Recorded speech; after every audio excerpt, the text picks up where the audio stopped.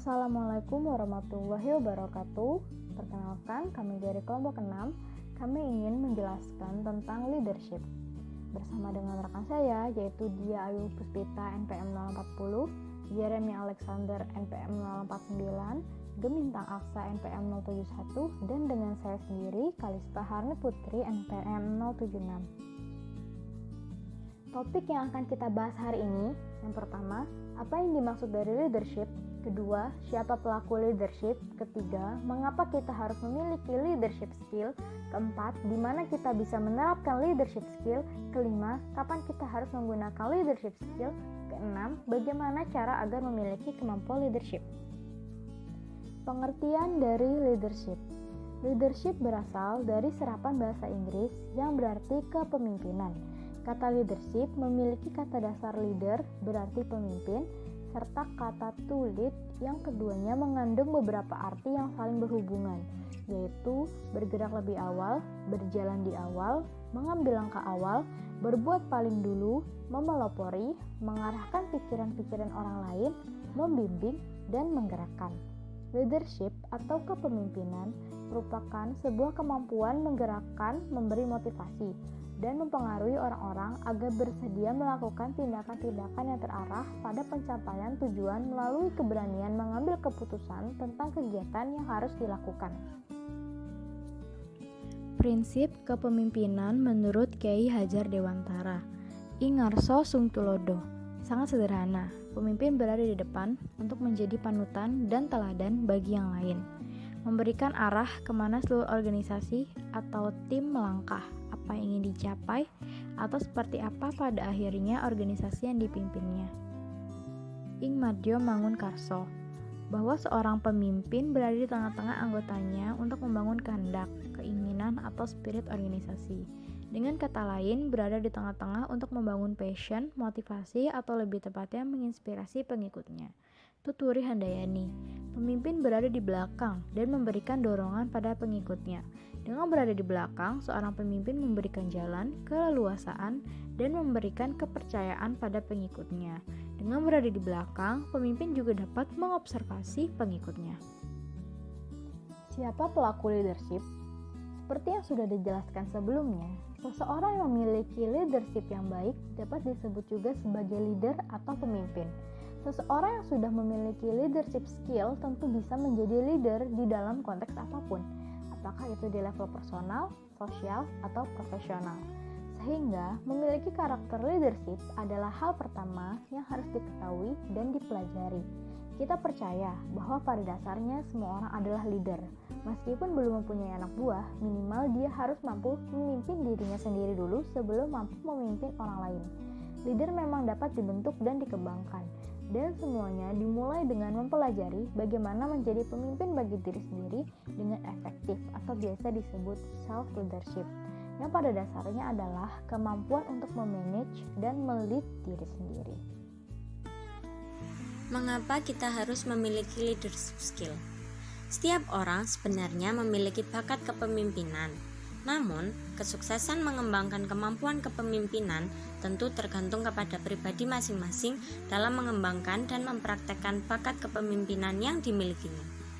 Pada dasarnya, seorang pemimpin akan memberikan pengaruh terhadap orang-orang yang dipimpinnya. Artinya, bagaimana pengaruh pemimpin terhadap perusahaannya tersebut bisa dilihat bagaimana perkembangan perusahaan atau organisasi yang dipimpinnya. Apakah perusahaan atau organisasi mampu memiliki prestasi yang baik, misalnya memberikan banyak keuntungan atau justru mengalami kerugian. Keberhasilan atau kegagalan bisnis, perusahaan atau organisasi pasti akan berkaitan dengan pemimpin yang bersangkutan. Dengan demikian, leadership merupakan suatu hal yang harus diperhatikan karena perannya tidak bisa dianggap sebelah mata. Mengapa membutuhkan leadership yang kuat? Untuk menentukan strategi.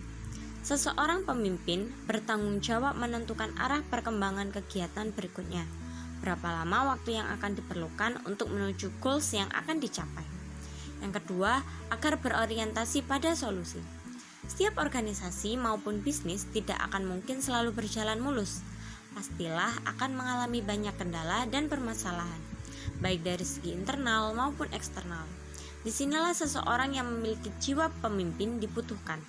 Tidak hanya sekedar hadir, namun mereka benar-benar memahami bagaimana menyelesaikan permasalahan tersebut. Seorang leader yang memiliki leadership tentunya mau terlibat dalam segala proses yang berkaitan dengan perbaikan dan penyelesaian masalah. Selain itu, juga tetap mampu mendorong semua bagian dalam tim atau organisasi untuk tetap bersemangat dan dalam menyelesaikan tugasnya. Yang ketiga, sebagai pengatur koordinasi. Sikap kepemimpinan sangat dibutuhkan dalam sebuah organisasi. Salah satunya untuk mengarahkan dan mengkoordinasikan semua orang yang terlibat dalam organisasi atau tim. Agar tercapai tujuan bersama, arahan yang sudah ditetapkan tentunya harus dijalankan dengan baik. Dan dalam prosesnya harus ada koordinasi dan komunikasi. Mengarahkan atau mengkoordinasikan berarti kita bertindak dan mengajak.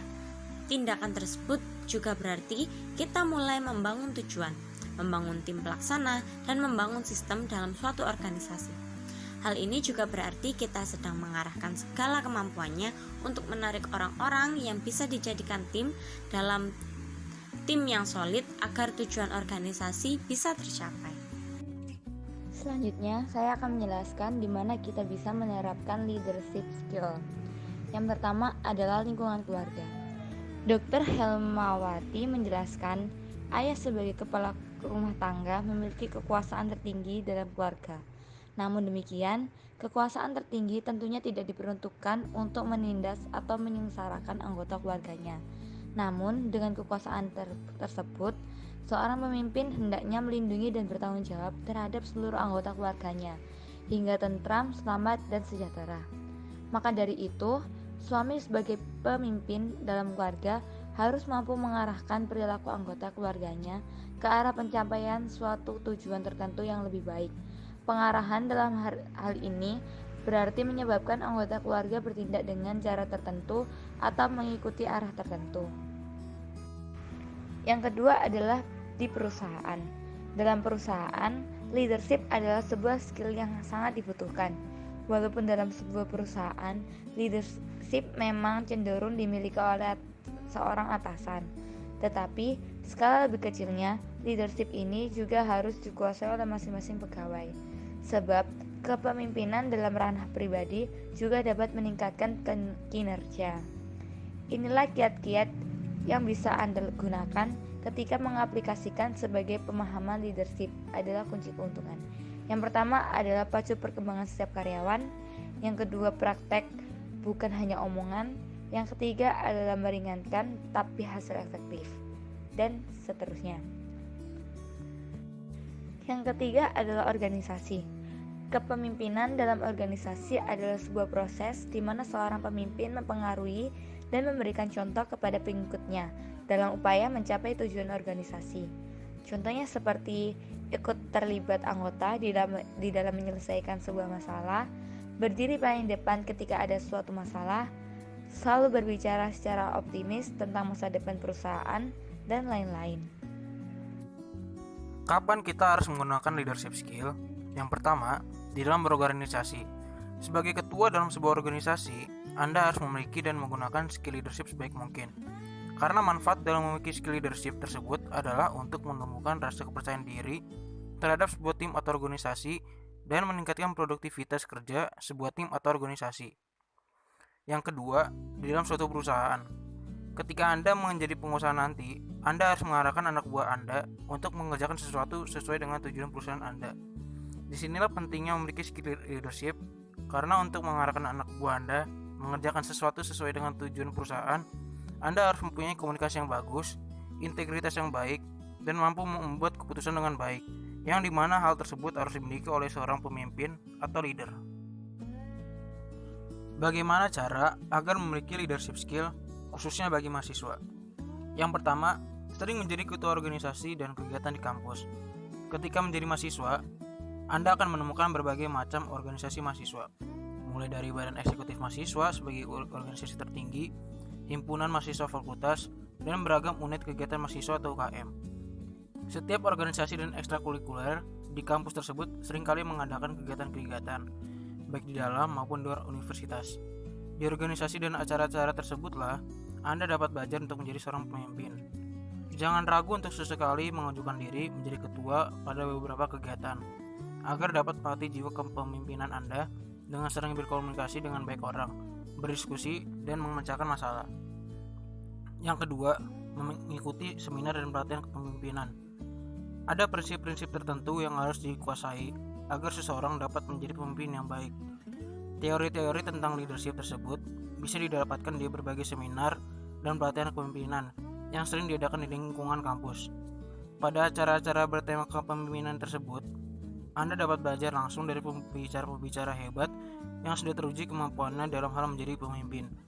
Setelah itu, Anda dapat menerapkan ilmunya saat berkesempatan mengetuai suatu kegiatan atau organisasi. Yang ketiga adalah sering bertanya dan berbicara di depan umum. Pemikiran yang kritis, rasa percaya diri yang tinggi, dan kemampuan berkomunikasi yang baik adalah beberapa modal yang wajib dimiliki seorang pemimpin. Untuk melatih keterampilan tersebut, Anda dapat aktif bertanya di kelas, di seminar-seminar, ataupun saat berdiskusi dengan teman-teman. Cobalah juga untuk mulai belajar berbicara di depan banyak orang. Hal ini sangatlah dibutuhkan karena saat bekerja nanti, Anda harus memimpin sebuah rapat, melakukan presentasi, dan berbicara di depan para klien. Yang keempat adalah gemar membaca.